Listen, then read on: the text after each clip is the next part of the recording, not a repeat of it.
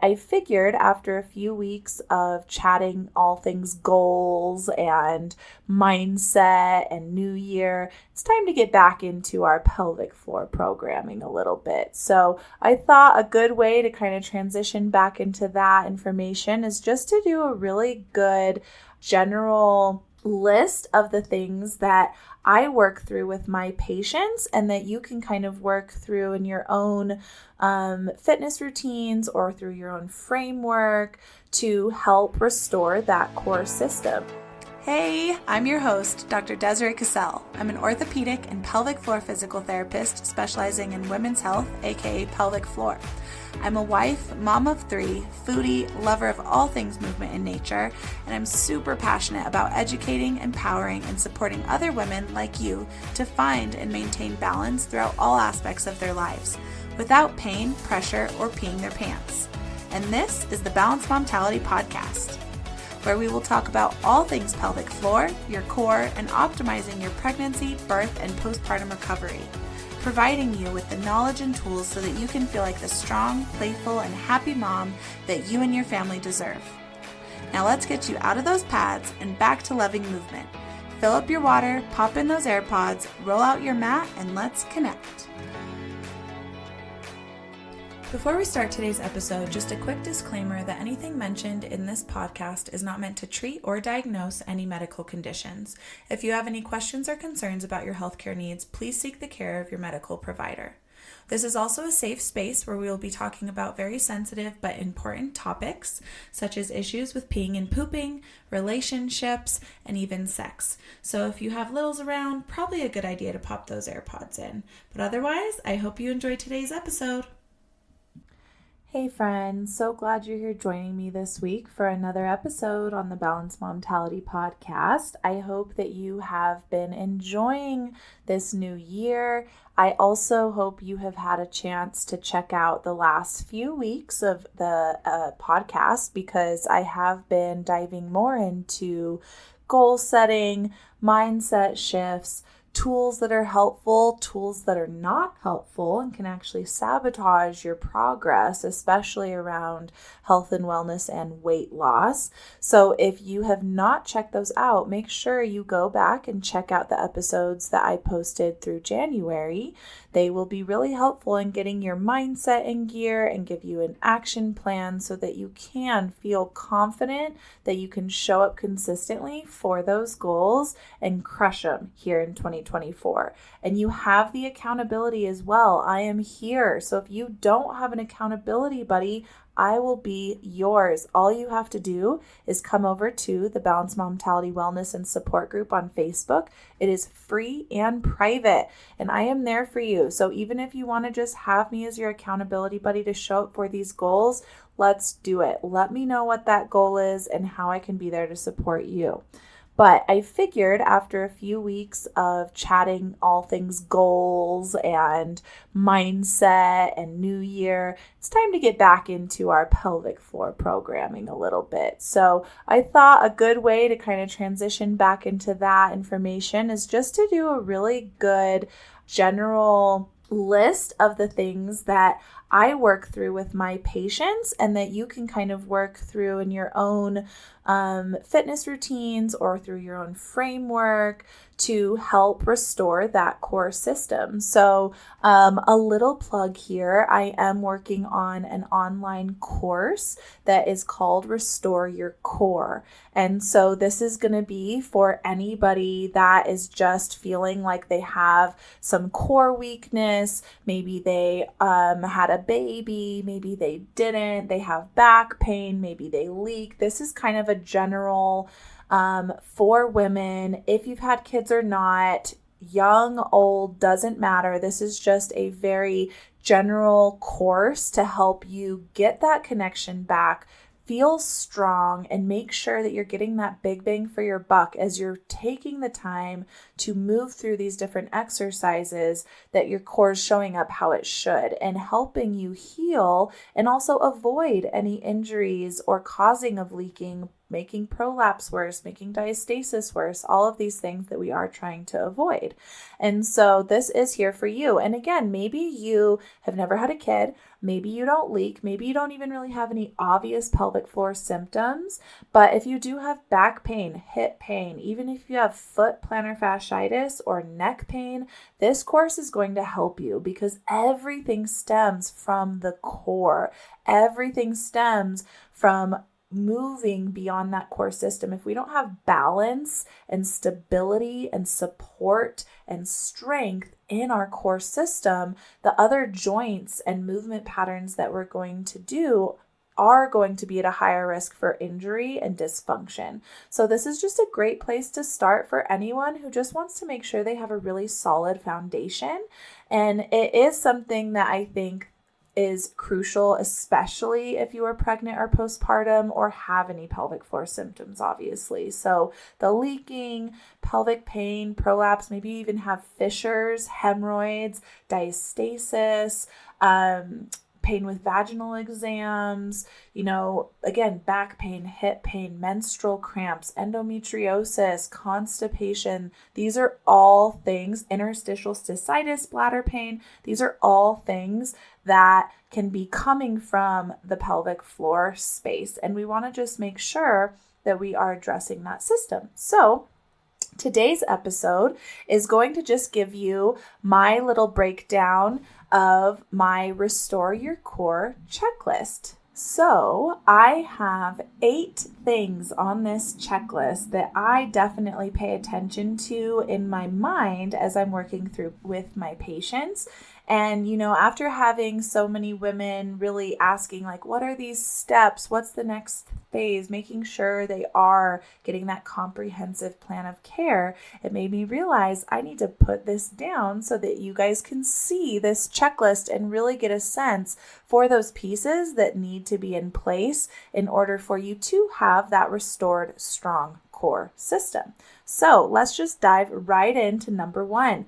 Number 1 is just to reconnect. We really have to just reconnect to that space, to the pelvic floor, to the whole core system. Again, remembering that pelvic floor is a floor foundational piece of the core system.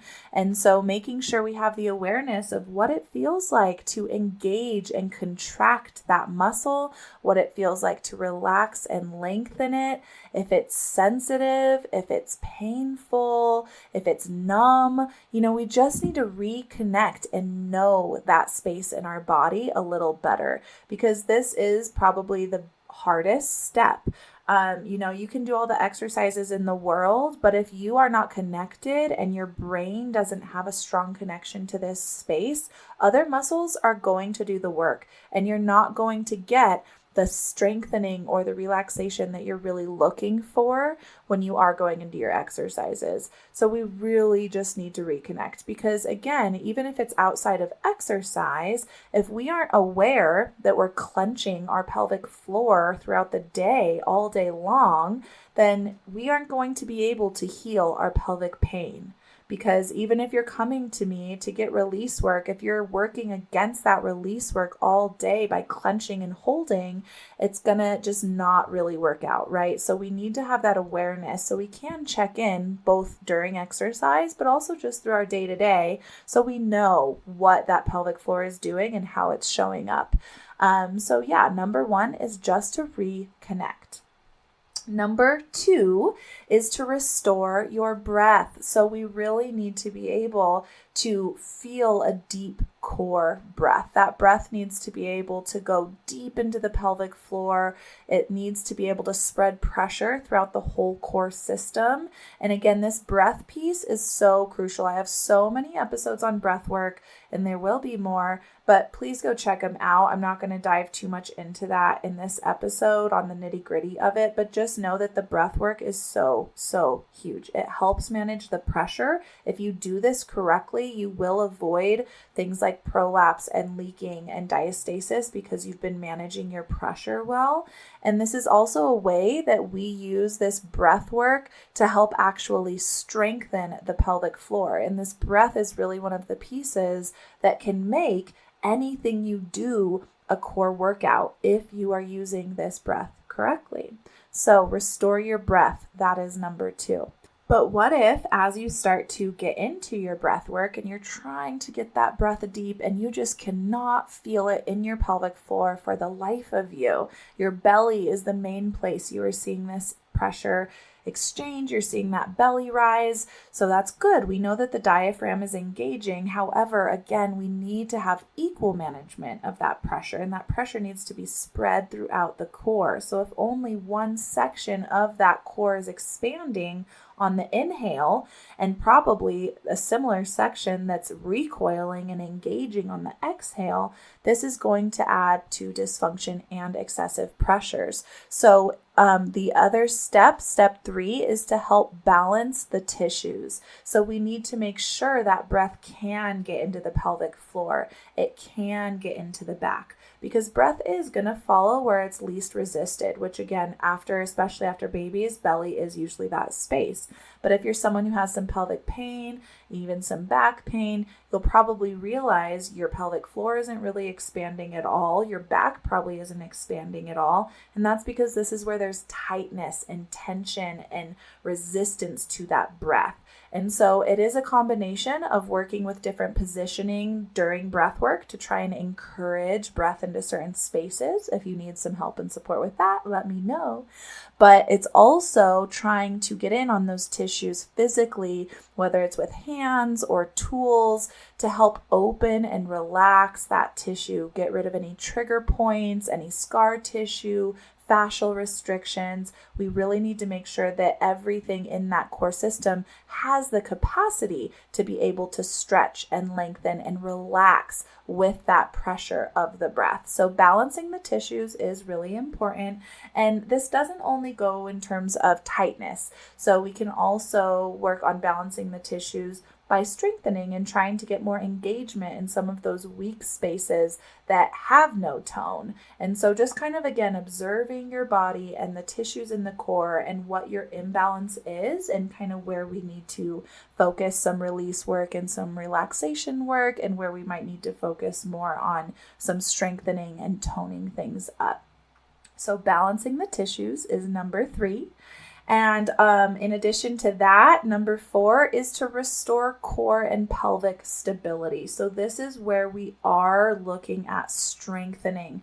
We are trying to strengthen that pelvic floor core system. The entire core system needs to have the capacity to be able to turn on appropriately in the proper plan and motor control, right? And so if we have, say, your upper abs are turning on before your lower abs, we're actually going to be getting a pressure exchange, shoving pressure down on the pelvic floor, which is what we don't want. So even though we're going into strengthening here, we need to make sure that it's stable and uniform and balanced. We need that bottom-up approach of these core muscles so that we are lifting and supporting the pelvic girdle and the spine and not increasing any pressure in either spaces in the core system. So this is where we really work on that deep corseting, creating that core brace, finding what it feels like to be engaged in your neutral spine, and trying to create stability and control from that neutral spine place.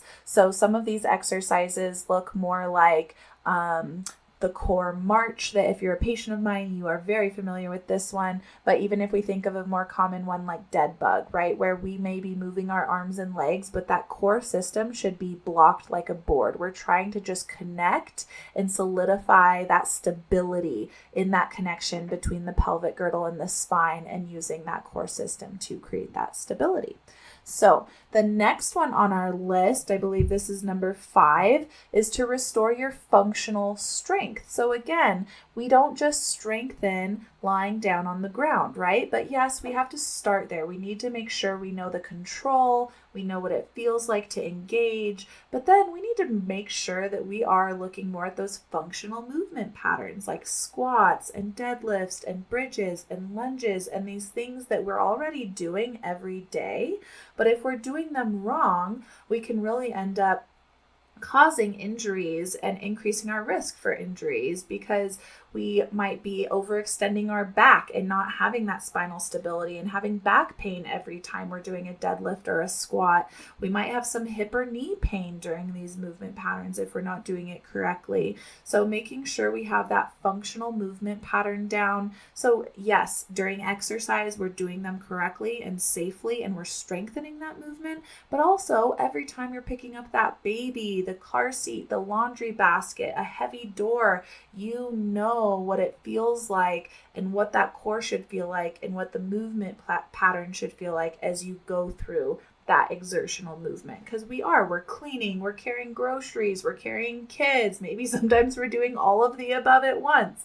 And we need to know that we are doing the best we can to optimize our movement patterns throughout all of the heavy demands that motherhood and just life bring to us.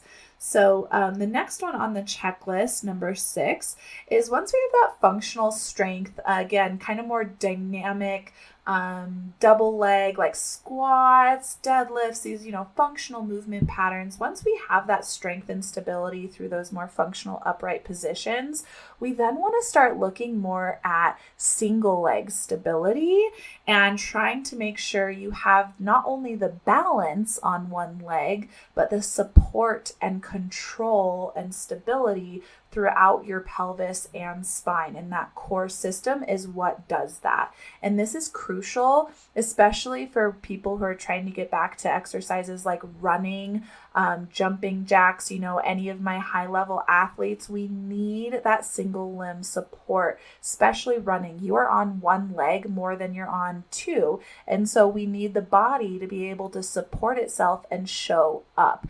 So many women that I see are like, yeah, I don't really leak if I just do a jump squat. That's 2 legs, you're jumping, landing on 2 feet. They're okay. But get them on one foot and all of a sudden they're leaking. And that just tells me so much about how not only their hip is showing up, but how their pelvic floor and the rest of their core system is showing up. So we really need to make sure we are providing that stability and support on a single leg. And this, again, not only goes to balance and the support in the core, but all the way down to the feet. We need our feet to really be able to engage and absorb shock and transfer that load and pressure up the chain. If we have a really rigid foot that isn't absorbing shock, it's going to put a ton of pressure up into your other joints, your knees, your hips, and yes, your pelvic floor. A lot of times leaking can be caused just from that inability of your feet to absorb that shock and pressure. So again, single leg exercises are very crucial, but you have to be careful that you don't go into these too soon, because you need to make sure you have the control through those movement patterns. Because if you go into single leg stuff too soon, you're at a little higher risk of getting some spinal rotation and things in there that can cause some back pain and things like that if you do them incorrectly. But this is something we want to make sure that we are keeping an eye on as we are returning to exercise and activity.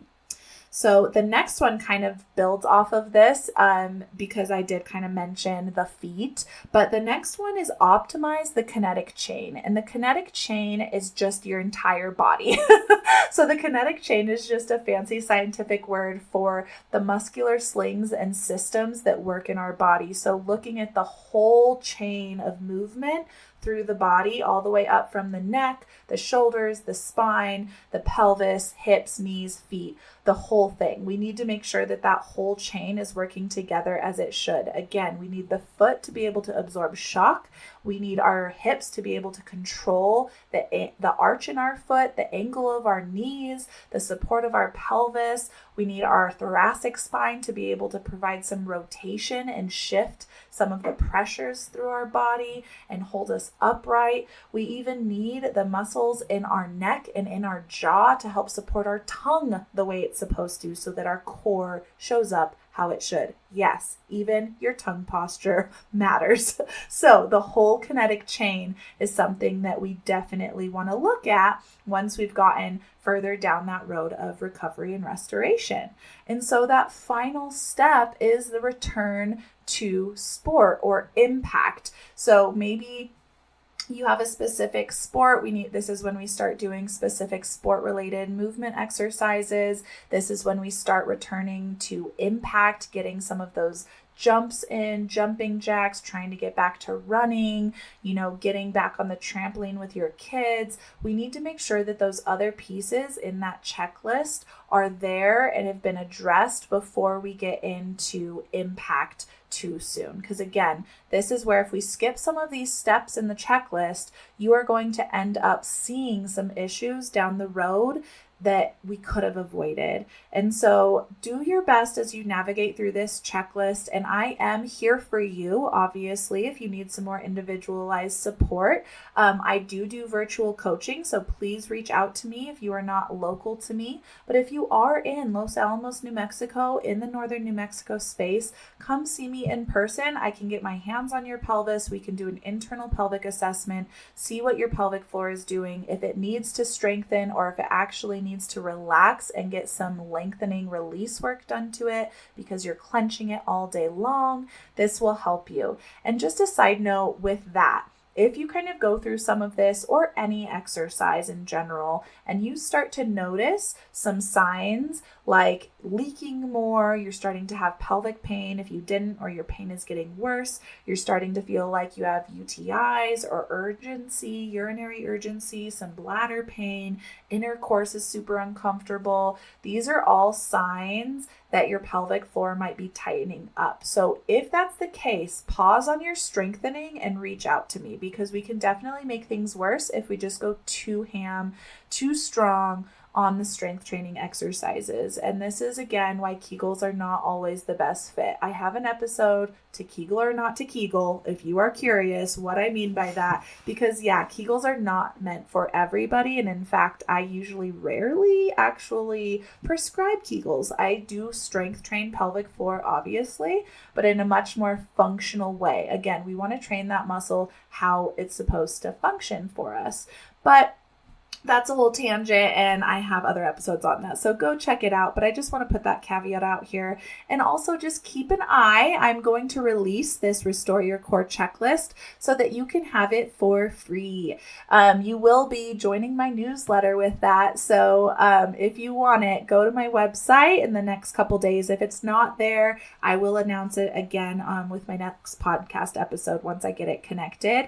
But also, if it's not there, just send me an email, find me on social, the Balanced Momtality, and just let me know and I will email it over to you, because I do think this is going to be a helpful thing just to help you kind of, again, see the steps that you need to take as you are working through your healing journey.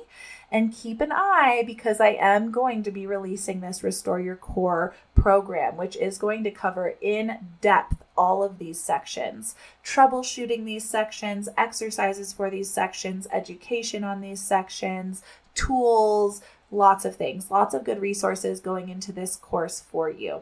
And if there is something specific you're looking for in a course like this, let me know, because I'm creating this now. So I might as well tailor this to you and your needs. So I would love to know. Come over again to the Balanced Momtality Wellness and Support. Let me know. Send me a DM. Send me an email. My contact information is always in the show notes if you didn't know. And if you found this helpful at all, please help me help others by leaving me a 5-star review for my podcast. It really is how this show gets spread for other people to see this information.